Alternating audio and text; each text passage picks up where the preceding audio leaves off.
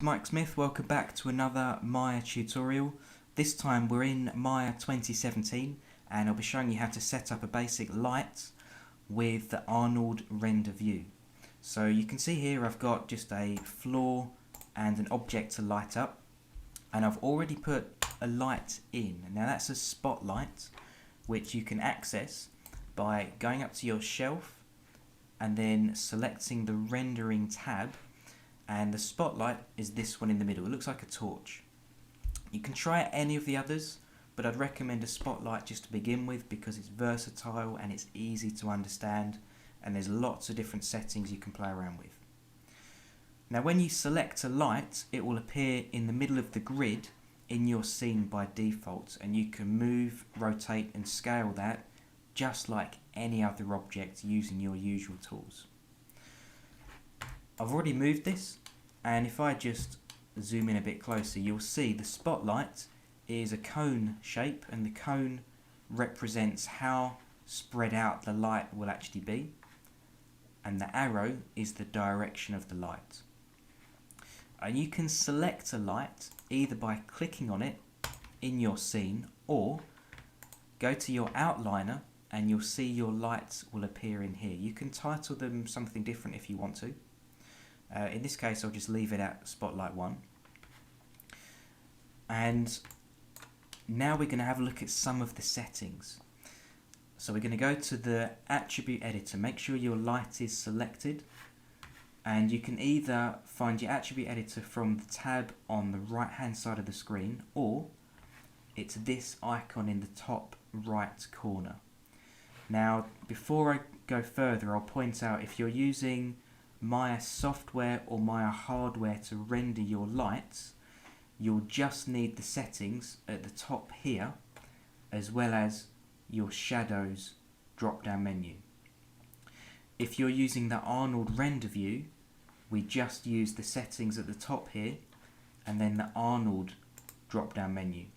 And some of the settings in the Arnold drop down menu will actually override what we have at the top here, and one of the main ones you'll find is the decay rate. If you're using Maya software or Maya hardware, by default your decay rate is set to no decay.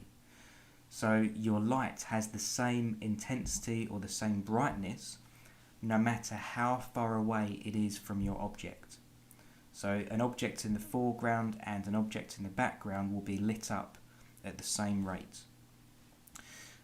But with the Arnold render view, you have a quadratic decay rate by default. Even though it says no decay up here, in the Arnold menu down here, you'll find it says quadratic decay. Now that means the further away your light is from any object, the weaker the light becomes, and you'll need to try it just to see. Next thing to do is open your Arnold render view.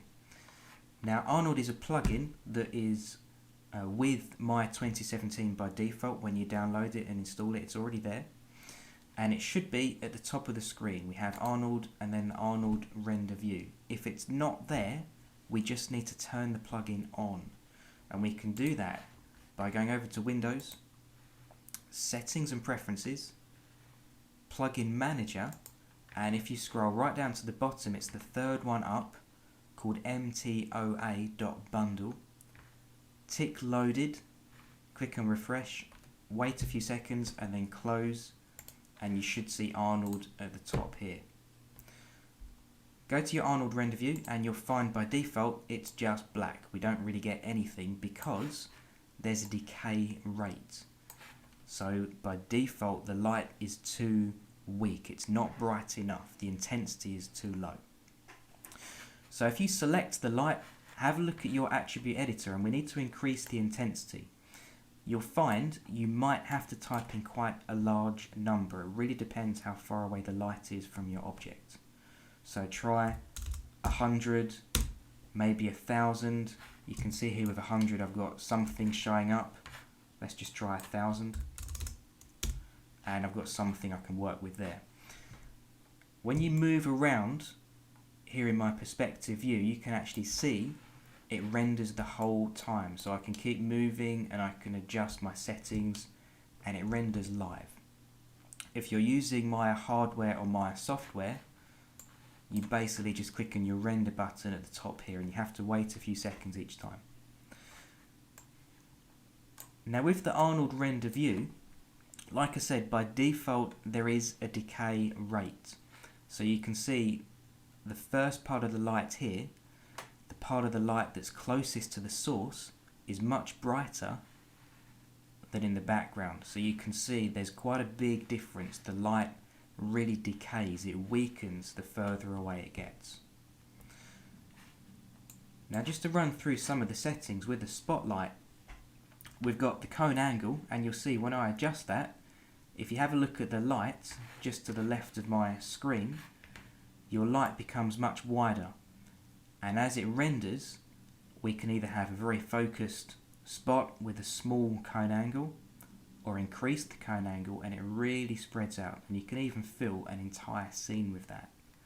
But like I said, the decay rate will cause the background to really be quite dark, which is quite realistic. Let's just decrease the cone angle a bit so we can see the edge, and I'll run through a few more settings. So now if you look at the edge of your light, it's very sharp, and that's not very natural. We want to adjust the drop off. Now with a drop off of 0, the light is either there or it's not. So you can see the light is here and then it just stops at that line. But if I increase the drop off a small amount, even just 1, maybe 1.2, you can see the light actually fades away. It's a bit more realistic already. You might need to increase the cone angle to compensate. And then we've got a little bit of a more realistic looking light. The next thing to adjust is the shadow that remains sharp.